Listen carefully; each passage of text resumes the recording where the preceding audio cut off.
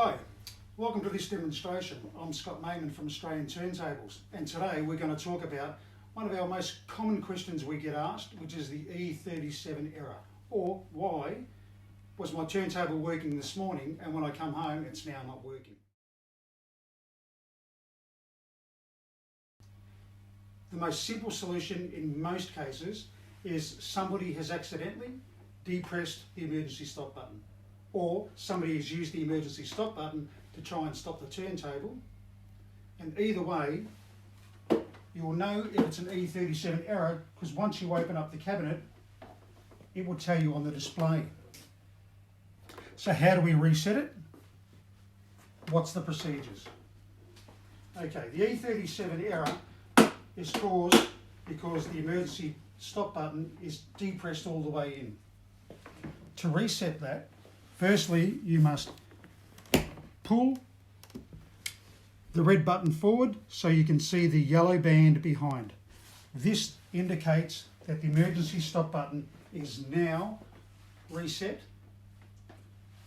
However, inside you'll still notice the E37 error being displayed. To overcome this, what we need to now is de-energise the control panel. Effectively, we turn the power off. So in my example, I'll disconnect from the power board. At home, you may have an isolator switch on the side of your control panel, or you might just have a power point. Either way, you turn it off for a short period of time, generally around about 10 to 15 seconds, and you'll know whether it's been turned off enough. The display will go black. So what we now do is we turn our power back on,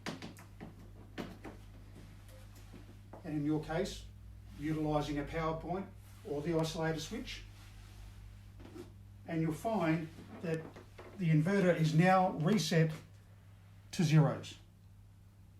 This indicates that the inverter is ready to go to generate the power down to your motor and to have your turntable working again.